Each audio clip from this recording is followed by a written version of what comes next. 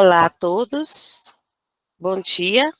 Nós vamos começar mais uma aula do curso de atualização em tabagismo, hoje com o tema nicotina e redução de danos, e eu vou passar a palavra para o Saulo, que é da coordenação de tabagismo da Secretaria. Saulo, vou passar para você.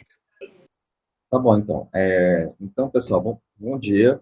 Hoje o tema vai ser sobre nicotina e redução de danos, se é possível, com a doutora Nancilene Mello, criminalogista, que é referência técnica distrital tabagismo. E, no segundo momento, nós enviaremos, tem um link que foi enviado, né? E desculpa aí o atraso, mas já nós retornamos aí, tá? Então, eu passo a palavra para a doutora Nancilene, que a gente possa estar aprendendo com ela mais um pouquinho. Bom dia a todos. É um prazer estar aqui novamente participando desse grupo, desse curso de atualização que a gente faz mensalmente. Eu vou aqui projetar a tela.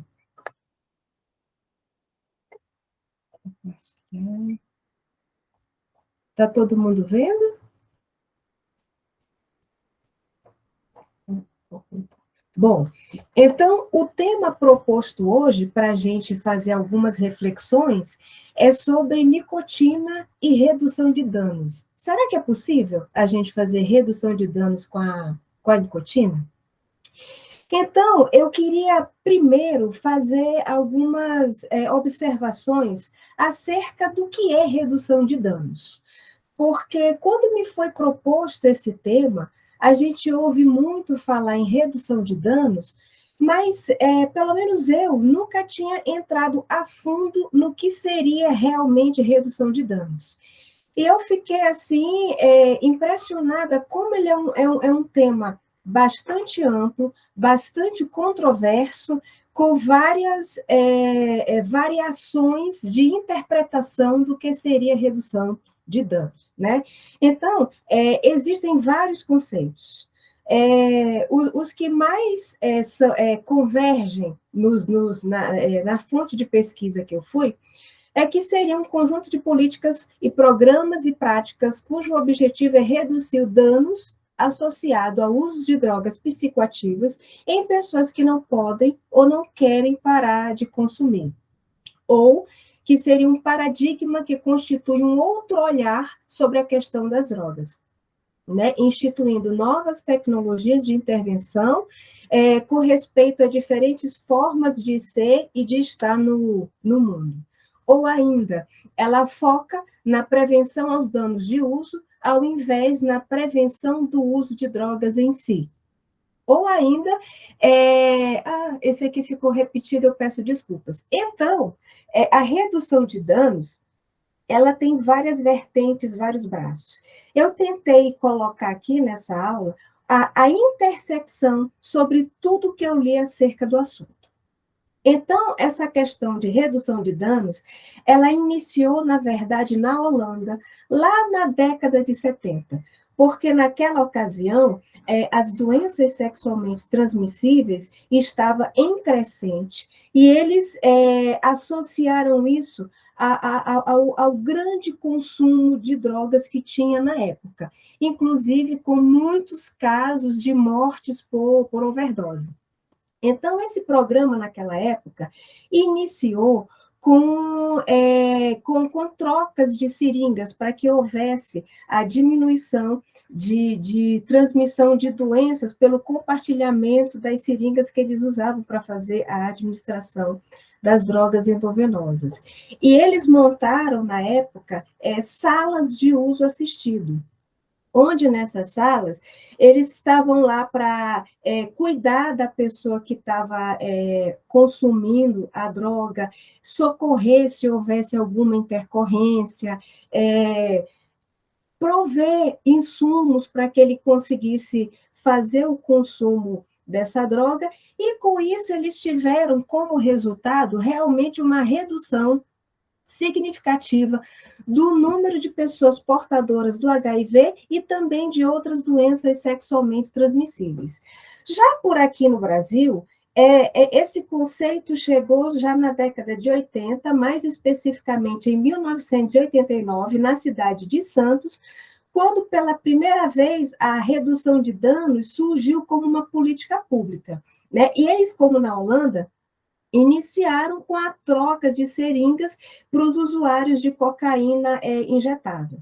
Mas, em março de 1990, o Ministério Público ele entendeu que essas ações seriam um estímulo para o consumo de drogas. Então, foi feita a proibição, e, na época, houve uma grande confusão por conta disso, houve prisões e tudo por conta dessas práticas que eram feitas. Mas, em 1993, com a eleição do Davi Capistrano, foi reintegrada novamente nas políticas públicas a redução de danos. Só que, dessa vez, esse conceito de redução de danos ele foi melhor elaborado e se começou com a ideia de desinfectar as agulhas que eram consumidas com hipoclorito de sódio. E também, nos anos subsequentes, quando isso retornou, eles começaram a ver a necessidade da ação de uma equipe multidisciplinar no amparo dessas pessoas que consumiam drogas. E também eram fornecidos insumos para que diminuísse transmissibilidade de doenças e outros danos, né? Então, a gente entende como insumos camisinhas, piteiras, cachimbos de crack e coisas do gênero, para evitar esse compartilhamento e outras consequências da pessoa já sob o efeito das drogas. Acontece que a ideia não era simplesmente só distribuir esses insumos, não é isso, porque se assim fosse, eu teria que concordar com o Ministério Público que isso seria um estímulo ao consumo de drogas. Essa liberação desses insumos sempre vinha acompanhada de informação, de educação dessas pessoas, de aconselhamento, sempre visando que essa pessoa fosse reduzindo o consumo e, de preferência, conseguir ficar sem consumir nenhum tipo de droga. Essa é a ideia que começou a ser fortalecida a partir dessa época. Então, o que a redução de danos ela tem em mente não é exatamente a droga em si, não são os efeitos ruins da droga em si. É uma ação que avalia todo o contexto de uso. Então, eles colocam a questão como um tripé, né, como um triângulo, onde a gente tem a droga, e aqui é avaliada mesmo o tipo de substância que é utilizada, a pureza dessa substância, a quantidade que é consumida, o meio de administração, os efeitos que essas drogas podem estar causando. É avaliado o sujeito, que é o indivíduo, que você vai trabalhar quais são os fatores internos que estão levando a esse consumo, qual é o humor dessa pessoa, quais as expectativas que essa pessoa tem, quais as experiências prévias que esse paciente tem, os históricos de doenças mentais que tenha, ou outras doenças físicas que possam ser pioradas com o consumo da droga, se eles têm um bom estado de nutrição, se são pessoas descansadas, onde que ela mora, sabe? Então, isso tudo é avaliado na redução de danos. E, por fim, o ambiente social que essa pessoa vive, em que condições ela vive. Ela vive sob condições de violência doméstica, ela vive em ambiente de rua. Então, isso tudo tem que ser avaliado quando você vai trabalhar a redução de danos. Porque, na verdade, tanto a redução de danos quanto o consumo de drogas podem ser uma ferramenta paliativa. Vamos imaginar uma pessoa que vive em situação de rua. É uma pessoa que vive num ambiente absolutamente hostil, com sofrimento físico, de passar fome, de passar sede, sofre violência física, violência sexual, ou seja, a droga, muitas vezes, vai servir para paliar, para amenizar esses sofrimentos que essa pessoa vive nesse ambiente. Ou uma pessoa que vive numa casa sob violência física, moral. Então, sim, isso tudo tem que ser avaliado porque é um problema biopsicossocial. Essa que seria a intenção da redução de danos.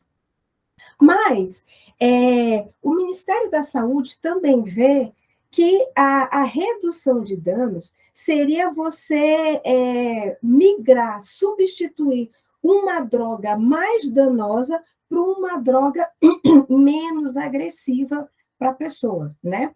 Por exemplo, no caso de consumo de heroína, passar para metadona, porque a metadona ela alivia os sintomas de abstinência e, por ser por via oral, reduz também outros danos, como a transmissibilidade de doenças, né? A substituição de crack por maconha, que seria menos agressiva do que o impacto do crack no organismo das pessoas. Mas, para resumir tudo isso tudo é feito como um caminho para a abstinência. Eu, como médica, eu não consigo aceitar uma redução de danos como uma medida definitiva, tá? Isso deve ser a exceção da exceção. O nosso objetivo tem que ser a abstinência. Então, redução de danos deveria ser um caminho para a abstinência, né? Muito bem, mas a essência da redução de danos, ela é muito ampla, mas ela visa o cuidado com o indivíduo, tá? Fazendo ações para estimular o protagonismo dessa pessoa, da sua própria vida, para que ela tome a vida dela, a rédea da vida delas, para poder reduzir os danos e chegar na abstinência e ter uma vida e ter sucesso que merece na vida. E também estimular o autocuidado, né? Ou seja, aumentar a autoestima da pessoa para que ela consiga caminhar na vida de uma forma mais adequada. E onde é que o tabagismo vai entrar nessa história toda, né? Então, a gente vê que redução de danos, segundo a OMS, ela está voltada para tratamento de drogas, né? Como é que eu vou dizer? Para controle do consumo de drogas. E droga é toda e qualquer substância que é capaz de modificar as funções celulares de um organismo vivo. E isso vai resultar em mudanças fisiológicas e ou comportamentais, tá? Então, a nossa nicotina, ela é uma droga, porque ela atende aos pré-requisitos da definição da OMS. Ela é uma droga psicoativa que tem uma ação cada vez mais devastadora no cérebro e no organismo como um todo. Então, a gente vê que desde a descoberta da nicotina lá atrás, essa nicotina ela foi evoluindo e ela foi se transformando para que, de tal forma, ela se tornasse mais rapidamente viciante. Então, da nicotina original, com o acréscimo da amônia, ela passou a ser uma nicotina de base livre, que foi comumente encontrada nos cigarros de combustão, né? Depois, com o acréscimo de um ácido, ela passou a se chamar um sal de nicotina, que ela ficou mais palatável, mais rapidamente absorvida e mais rapidamente causando dependência, que é o que a gente vê muito nesses novos dispositivos de consumo de nicotina, eu estou me referindo aos cigarros eletrônicos, e nós estamos chegando na era da nicotina sintética. Mas a nicotina no cérebro de uma pessoa adulta já tem um impacto muito ruim, porque ele vai atuar aquilo que a gente chama de córtex pré-frontal, que ele é responsável por toda a nossa parte intelectual, cognitiva, de humor e de comportamento. além de atuar muito nas regiões que trazem recompensa, que trazem prazer, né? Então, esse ciclo girando, a modificação da célula, o surgimento de novos receptores, e tudo isso explodindo em bem-estar e prazer, isso gera o ciclo vicioso da instalação da dependência da nicotina. Repito, a proporção que essa nicotina ela foi evoluindo, ela foi ficando, esse mecanismo de dependência foi ficando mais forte e mais rápido. Então, o sal de nicotina, eu vou me deter um pouquinho aqui nele, porque ele tem sido devastador, principalmente para os jovens. Ele é mais ácido, isso significa que ele vai chegar bem na periferia do pulmão. Uma vez chegando na periferia, ele é mais rapidamente absorvido, onde ele vai chegar no cérebro mais rápido. Com os aditivos que eles estão sendo colocados, ela está ficando mais palatável, ela está ficando mais suave, e ela está adquirindo uma concentração no organismo igual ao tabaco comburente inicial para maior. Cada dispositivo novo que aparece vai dando uma capacidade de carga maior de nicotina, tá? Aumentando ainda a liberação dos dejetos da nicotina na urina, por exemplo. Então, isso tudo, o sal de nicotina, ela tem um altíssimo grau de dependência. E isso tudo, esse mecanismo agindo no cérebro do adolescente, que é um cérebro que ainda está em crescimento, em evolução, ainda chegando na sua plenitude da formação, isso está trazendo um dano muito grande. A gente está tendo cada vez mais jovens com problemas emocionais, com problemas de atenção, de cognição, de julgamento, de tomada de decisão, de capacidade de planejamento, porque a personalidade deles está sendo atrapalhada na sua evolução por conta da ação dessas novas formas de nicotina, que isso ficou muito potencializado. E isso é uma coisa que me assusta muito, porque eu não sei como é que vai ficar isso a médio e longo prazo do consumo. E a nicotina, ela é uma droga, a gente está falando de uma droga que ela é uma das piores dependências que a gente tem para tratar, porque ela é uma droga que a gente chama que ela é taquifilática, ou seja, ela causa uma tolerância e essa tolerância está acontecendo cada vez mais rápido. Então, pequenas doses, porque ela está sendo mais facilmente absorvida, tem causado uma dependência bem mais intensa do que as primeiras formas de nicotina que a gente tinha. E é a nicotina que é o principal vilão do que acontece com o aparelho cardiovascular do nosso corpo, com o nosso coração e os nossos vasos. Ela causa um processo inflamatório tão intenso em toda a rede, em toda essa trama de vasos que tem no nosso corpo, que ela causa uma inflamação intensa, que a gente chama de pancapilarite. Então, ela é uma doença sistêmica, porque ela comete o corpo inteiro. Já dizia meu querido doutor Celso, não tem um órgão no corpo que fique livre da ação da nicotina. Tá? Vai ter cegueiras, vai ter alterações ósseas, pulmonares, então, nem se fala, indução de câncer, AVCs, lesões no coração, infarto, ou seja, ela vai causar um transtorno em todo o organismo.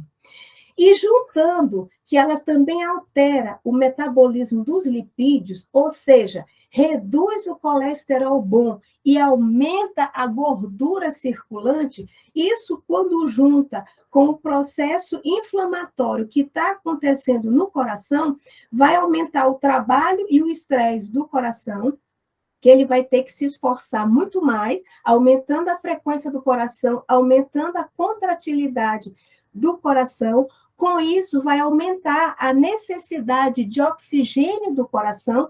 Acontece que o oxigênio vem pelo sangue, vem pelas veias que estão inflamadas e não vai conseguir dar esse suporte. Isso tudo vai abrir mão para acontecimentos de infartos, AVCs e morte súbita, tá? Então, a nicotina, ela é responsável por quase todos os problemas que o tabaco, sob qualquer forma, é capaz de causar no sistema vascular. É responsável pela trombangite obterante, que é aquela doença que sai amputando, é responsável pela disfunção sexual e pela impotência sexual, porque para que haja ereção é preciso que os vasos fiquem túrgidos, e se esses vasos não estão bem, isso não vai acontecer, além de todo o problema que causa, desde a plantação até o meio ambiente e as pessoas. Então, os cigarros eletrônicos, eles vêm com essa proposta também de querer ser bonzinho com o meio ambiente, mas isso não é verdade, porque a bateria deles é cheia de produtos químicos que não são... que são danosos para a terra também, além do material que não é biodegradável, além também de ter substâncias explosivas ali dentro. Então, isso tudo está caído no meio ambiente e nos nossos mares. Então, o que a gente tem de folclore tendo redução de danos no tabagismo, tá? Agora a gente tem cigarro eletrônico sendo colocado como redução de danos de tabagismo. Veja, o cigarro eletrônico, ele tem uma abordagem pela mídia mesmo, pelo marketing, que infelizmente, embora seja proibido no Brasil, a gente vê nas redes sociais que existe mesmo essa propaganda, dar aquela sensação de segurança, porque o que eu estou consumindo é uma quantidade muito baixa de nicotina. É só 3%, é só 5%. Não é como o cigarro tradicional, que é uma quantidade grande e tal. Mas só que isso é um conto do vigário.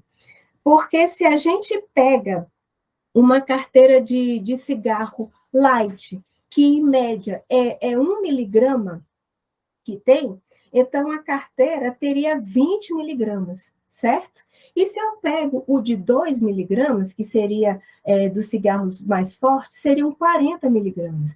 Então, quando eu pego um dispositivo eletrônico desse, que tem na capa só 3% de nicotina, 3% por ml, significa que são 35 miligramas por ml de nicotina. A carga de nicotina é igual a de uma carteira de cigarro, um pouco mais que uma carteira de cigarro light e quase uma carteira de cigarro mais forte, tá? E se você pega o de 5%, são 59 miligramas por ml, seria mais de uma carteira que tem 2 miligramas de nicotina por cigarro. Ou seja, a pessoa acha que está reduzindo, mas, na verdade, ela está aumentando a sua carga de nicotina.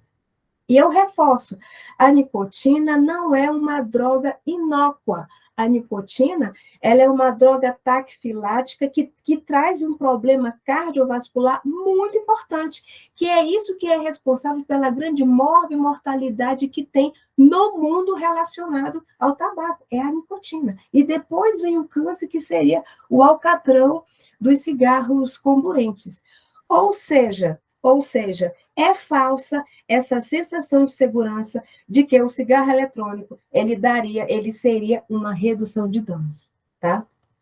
Isso aí seria falso. Além disso, além da nicotina, se ele fosse só a nicotina, ainda tem os aditivos. Esses aditivos são de indústria de limpezas, de fertilizantes, da indústria alimentícia, que tudo isso vem sendo utilizado no pulmão, vem sendo usado no pulmão. Os da indústria alimentícia, por exemplo, eu fico bastante angustiada. Eu sou pneumologista, então eu costumo dizer que o pulmão, ele respira, ele não come, e respira, de preferência, um ar de boa qualidade. É só uma questão de tempo para que se comece a pagar um preço por conta desse consumo de substâncias que não são adequadas ao pulmão. Além disso, existem substâncias, porque a gente vê muito nas propagandas que essas pessoas que comercializam enchem a boca não, porque não tem alcatrão, então não tem esse problema de câncer e tal, é balela. Existe o propilenoglicol e o glicerol, que já tem o selo IARC de qualidade para gerar câncer. Né? O IARC, para quem não sabe, ele é um instituto que estuda as substâncias com potencial de causar câncer. Então, quando ganha um selo IARC, significa que ele é indiscutivelmente cancerígeno. E tem essas duas substâncias. Essas duas substâncias aqui, elas são responsáveis pela formação do vapor que esses dispositivos apresentam. E a substância que eles vão se degradar é no formaldeído e no acetaldeído, que são absolutamente cancerígenos, principalmente para leucemias e linfomas. Além de substâncias com caráter explosivo, que já tem vários casos fora do Brasil, e aqui no Brasil também, e no DF teve recentemente um caso de um usuário em Taguatinga que o dispositivo explodiu na boca dele. Muito bem. A terapia de reposição de nicotina, sim, na minha opinião, é uma redução de danos real. Por quê? Porque a gente tem adesivos, a gente tem a goma e a gente tem a pastilha. Eles também têm aditivos de indústria cosmética e da indústria alimentícia. Acontece que o adesivo que vai ser usado na pele é que tem aditivos da indústria cosmética, tá? O adesivo, a cola e outras substâncias que tem ali. E vai ser usado na pele. Ok. A goma de mascar e a pastilha também vão ter aditivos, mas da indústria alimentícia. E vai ser usado no trato digestivo. A pessoa vai mascar, a pessoa vai salivar. Então, tá ok. Nada disso vai ser utilizado no pulmão. A terapia de reposição de nicotina, ela é controlada. Eu sei exatamente a quantidade de nicotina que eu estou fornecendo para a pessoa. E quando a gente vai usar a terapia de reposição, a gente vai reduzir e vai controlar essa retirada da nicotina. Então, é uma certeza que vai haver uma redução do consumo dessa nicotina, e o objetivo disso é você retirar gradualmente para aliviar a abstinência da pessoa que consome a nicotina, para ela um dia chegar no seu D0, que vai ser o seu primeiro dia sem nicotina nenhuma, sem nenhuma forma de tabaco, tá? Então, assim, como a terapia de reposição de nicotina também não tem nenhuma outra substância, como tem cigarro eletrônico e como tem o cigarro tradicional, nós temos uma redução de danos imensa, porque ele não induz câncer, ele não induz transmissibilidade de doenças entre as pessoas, então é realmente uma redução de danos. Lembrando que o sucesso dessa terapia de reposição de nicotinas e até mesmo da redução de danos que eu falei lá atrás, deve vir associada ao tratamento cognitivo-comportamental, porque a base do sucesso da abstinência, seja de qualquer droga for, da nicotina, inclusive, seria o tratamento cognitivo-comportamental, seria o fortalecimento do indivíduo para ele vencer o seu desejo de fumar, que isso irá persegui-lo por muito tempo. Resumindo, a nicotina, como redução de danos, só se faz real quando a gente está falando de terapia de reposição de nicotina visando o absenteísmo do consumo. Deixo claro que não existe forma e nem quantidade segura de consumo de nicotina, porque ela é a pior dependência a ser tratada. ela é uma droga que rapidamente tem viciado por causa das novas formas de nicotina e tem um grande potencial de taquilaxia, que é a pessoa precisar sempre de mais para obter o mesmo efeito. Por isso, não existe nem forma e nem quantidade segura de consumo de nicotina. Aqui. Essa foi a bibliografia que eu falei, e agradeço muito a atenção dispensada.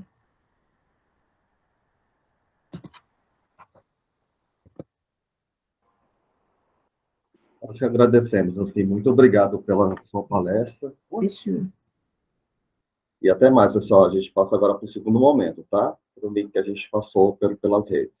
Até mais.